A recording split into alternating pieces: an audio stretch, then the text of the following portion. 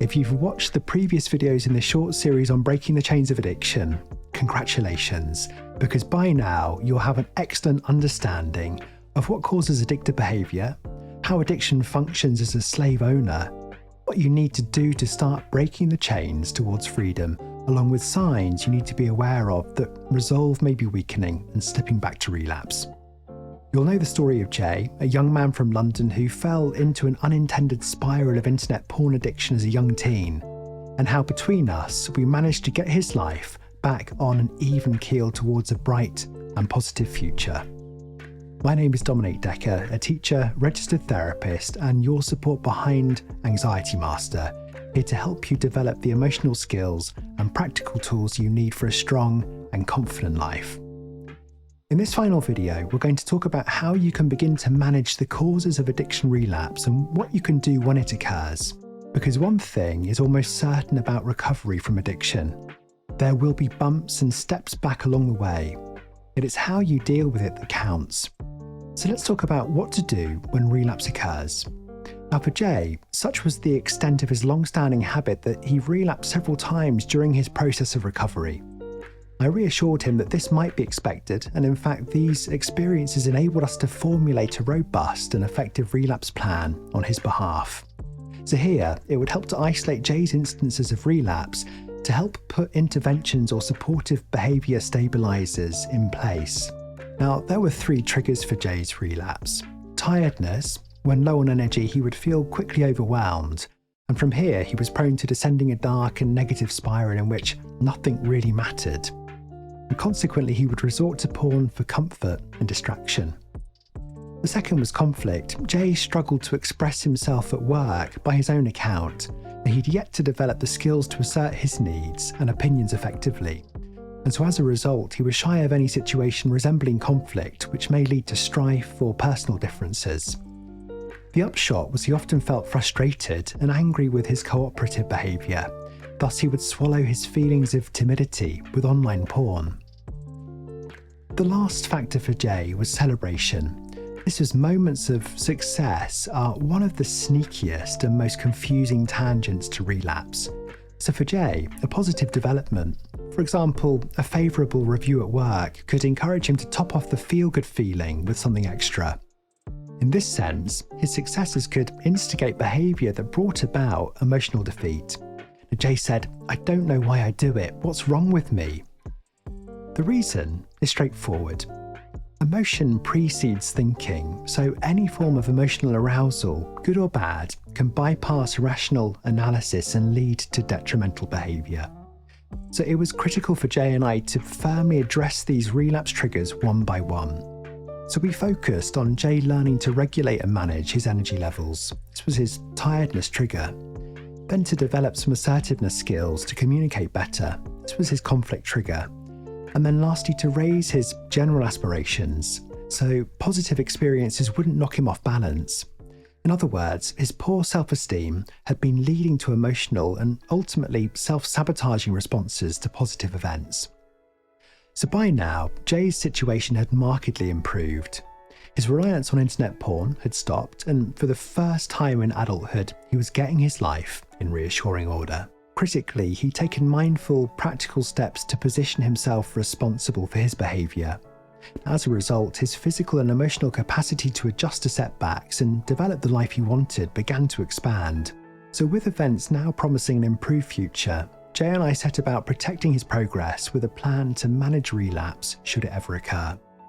Now, this is a critical step because upon relapse, a person will often feel they've broken the seal or are back to square one. The ensuing disappointment can pave the way back to old habits. It's a self-fulfilling prophecy. So what follows is a broad outline of the steps Jay and I agreed upon in case of relapse. And if you're battling with addiction, these steps are transferable and can help you as well. If relapse threatens, first, muster your focus and think clearly about what would happen. Now you know better than anyone that returning to your habit means hitting rock bottom again. So bring vivid negative consequences of your actions into the here and now and use your experience to imagine how you'll feel if you let yourself give in. The shame, disappointment, and turbulence of a habit that holds your well-being to ransom. Is this what you want?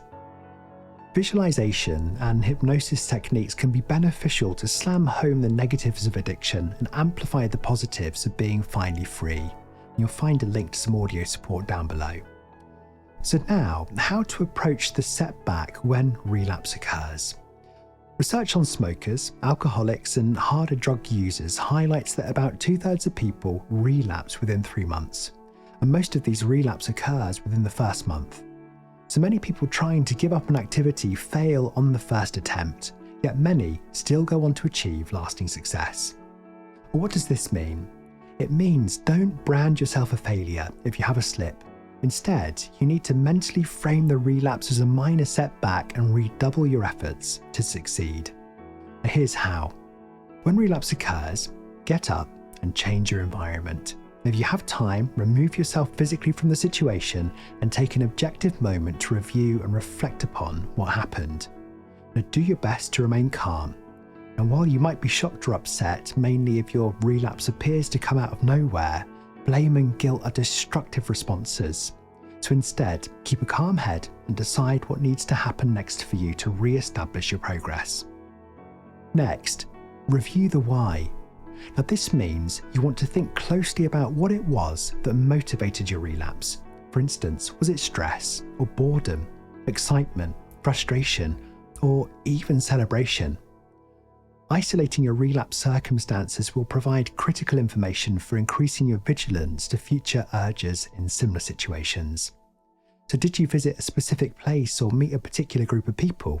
Or were you feeling stressed, tired, or out of control in the period before relapse? Did something happen that you associate with your activity and before you knew it, the urge had taken over? Or did you experience a strong emotional response, positive or negative to something? And as a result, did the desire kick in and you were carried away? Did addiction play a sleight of hand trick and suggest you could have a no consequence interaction with your habit, but then it took over? Your honest appraisal of the steps leading up to relapse will help you define what needs to be different next time. Now, this reflection will also help you with the essential last step to reaffirm your commitment.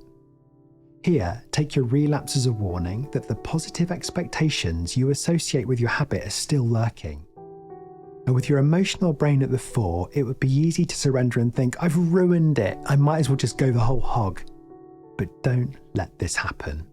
And while addiction is a powerful opponent, when you take your eye off the ball, your progress until now shows that you have what it takes to be even stronger.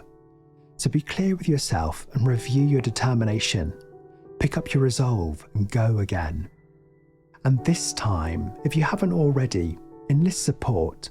What I mean is, talk to someone. You see, one of addiction's heaviest penalties is that people often feel compelled to keep their habits secret. Feelings of guilt, shame and upset go hand in hand with the drivers of addiction, so difficulty opening up about it is understandable. Yet whether you speak to a friend, a relative or outside professional, sharing your experience will help distribute the emotional burden you carry. Moreover, your honesty can reassure those invested in you that you're committed to a path of recovery that they can invest in too as they continue to support you. People led astray by addiction have taken the wrong road in search of a solution, distraction, or removal to their troubles. Now, recovery can seem out of reach when you're stuck in the addiction cycle. That's understandable. But remember, no matter how powerless you feel, change is possible with the proper treatment, coping strategies, and support. So don't give up. Even if you've tried and failed before, you can do it. See you soon.